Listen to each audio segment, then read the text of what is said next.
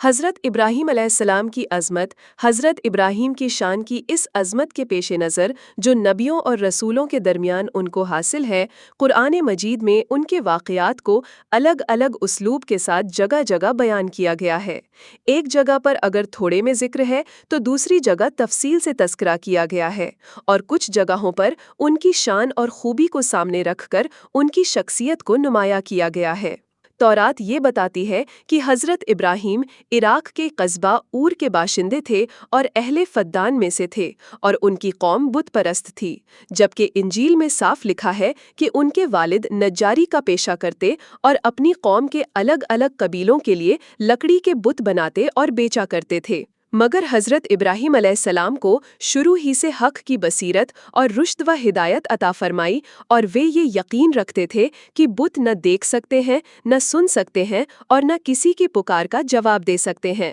और न नफ़ा व नुकसान का उनसे कोई वास्ता है, और न लकड़ी के खिलौनों और दूसरी बनी हुई चीज़ों के और उनके बीच कोई फ़र्क और इम्तियाज़ है। वे सुबह व शाम आँख से देखते थे कि इन बेजान मूर्तियों को मेरा बाप अपने हाथों से बनाता और गढ़ता रहता है, और जिस तरह उसका दिल चाहता है नाक कान आँखें गढ़ लेता है और फिर खरीदने वालों के हाथ बेच देता है। तो क्या ये खुदा हो सकते हैं, या खुदा जैसे, या खुदा के बराबर हो सकते हैं? हज़रत इब्राहीम अलैहिस्सलाम ने जब ये देखा कि कौम बुत परस्ती, सितारा परस्ती और मज़ाहिर परस्ती में ऐसी लगी हुई है कि खुदा ए बरतर की कुदरत मुतलका और उसके एक होने और समद होने का तसव्वुर भी उनके दिलों में बाकी न रहा, और अल्लाह के एक होने के अक़ीदे से ज़्यादा कोई ताज्जुब की बात नहीं रही, तब उसने अपनी हिम्मत चुस्त की और ज़ाते वाहिद के भरोसे पर उनके सामने दीन हक़ का पैगाम रखा और ऐलान किया, ए कौम, ये क्या है जो मैं देख रहा हूँ कि तुम अपने हाथ से बनाए हुए बुतों की परस्तिश में लगे हुए हो? क्या तुम इस कदर गफलत के ख्वाब में हो कि जिस बेजान लकड़ी को अपने हथियारों से गढ़कर मूर्तियाँ तैयार करते हो, अगर वे मर्जी के मुताबिक ना बने तो उनको तोड़कर दूसरे बना लेते हो। बना लेने के बाद फिर उन्हीं को पूजने और नफ़ा नुकसान का मालिक समझने लगते हो। तुम इस खुराफात से बाज आ जाओ, अल्लाह की तौहीद के नज़्म गाओ और उस एक हकीकी मालिक के सामने सरे नियाज झुकाओ जो मेरा, तुम्हारा और कुल कायनात का खालिक व मालिक है। मगर कौम ने उसकी आवाज़ पर बिल्कुल ध्यान न धरा, और चूंकि हक सुनने वाले कान और हक देखने वाली निगाह से महरूम थी, इसलिए उसने जलीलुल कद्र पैगंबर की दावत हक का मजाक उड़ाया और ज़्यादा से ज़्यादा तमर्रुद व सरकशी का मुजाहिरा किया। बाप को इस्लाम की दावत और बाप बेटर का मुनाजरा। हज़रत इब्राहीम अलैहिस्सलाम देख रहे थे कि शिर्क का सबसे बड़ा मरकज़ खुद उनके अपने घर में कायम है,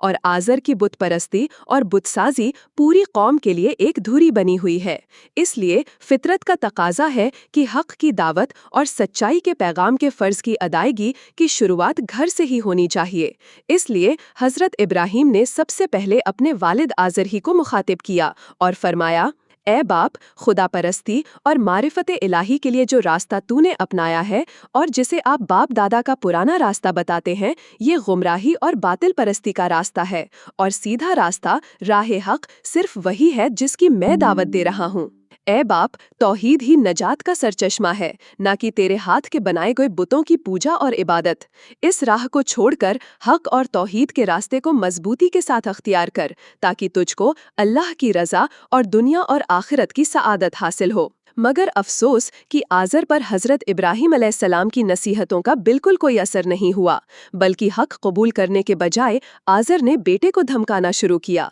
कहने लगा कि इब्राहीम, अगर तो बुतों की बुराई से बाज न आएगा तो मैं तुझको पत्थर मार मार कर हलाक कर दूंगा। हज़रत इब्राहीम ने जब ये देखा कि मामला हद से आगे बढ़ गया, और एक तरफ अगर बाप के एहतराम का मसला है तो दूसरी तरफ फ़र्ज़ की अदायगी, हक़ की हिमायत और अल्लाह के हुक्म की इताअत का सवाल, तो उन्होंने सोचा और आखिर वही किया जो ऐसे ऊंचे इंसान और अल्लाह की जलीलुल कद्र पैगंबर के शाया निशान था। उन्होंने बाप की सख्ती का जवाब सख्ती से नहीं दिया, हकीर समझने और जलील करने का रवैया नहीं बरता, बल्कि नहीं, लुत्फ़ व करम और अच्छे اچھے اخلاق کے ساتھ یہ جواب دیا، اے باپ، اگر میری بات کا یہی جواب ہے تو آج سے میرا تیرا سلام ہے۔ میں اللہ کے سچے دین اور اس کے پیغام حق کو نہیں چھوڑ سکتا اور کسی حال میں بتوں کی پرستش نہیں کر سکتا۔ میں آج تجھ سے جدا ہوتا ہوں، مگر غائبانہ بارگاہ الہی میں بخشش طلب کرتا رہوں گا تاکہ تجھ کو ہدایت نصیب ہو اور تو اللہ کے عذاب سے نجات پا جائے۔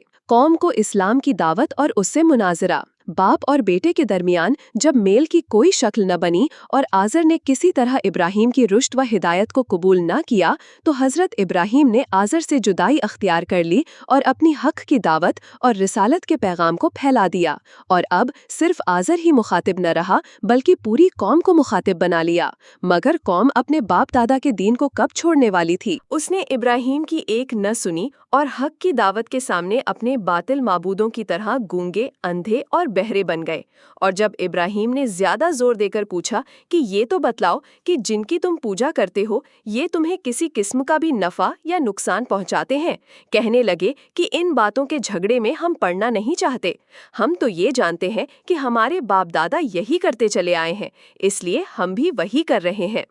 تب حضرت ابراہیم میں ایک خاص انداز سے ایک خدا کی ہستی کی طرف توجہ دلائی اور فرمانے لگے، میں تو تمہارے ان سب بتوں کو اپنا دشمن جانتا ہوں، یعنی میں ان سے بے خوف و خطر ہو کر ان سے جنگ کا اعلان کرتا ہوں کہ اگر یہ میرا کچھ بگاڑ سکتے ہیں تو اپنی حسرت نکال لیں۔ البتہ میں اس ہستی کو اپنا مالک سمجھتا ہوں جو تمام جہانوں کا پروردگار ہے، جس نے مجھ کو پیدا کیا اور سیدھا راستہ دکھایا، جو مجھ کو کھلاتا پلاتا یعنی رزق دیتا ہے، اور جب میں مریض ہو جاتا ہوں تو وہ مجھ کو شفا بخشتا ہے، اور میری زندگی اور موت دونوں کا مالک ہے، اور یعنی خطا کاری کے وقت جس سے یہ لالچ کرتا ہوں کہ وہ قیامت کے دن مجھ کو بخش دے، اور میں اس کے حضور میں یہ دعا کرتا رہتا ہوں، اے پروردگار، تو مجھ کو صحیح فیصلے کی طاقت عطا فرما اور مجھ کو نیکوں کی سوچی میں داخل کر، اور مجھ کو زبان کی سچائی عطا کر اور جنت نعیم کے وارثوں میں شامل کر۔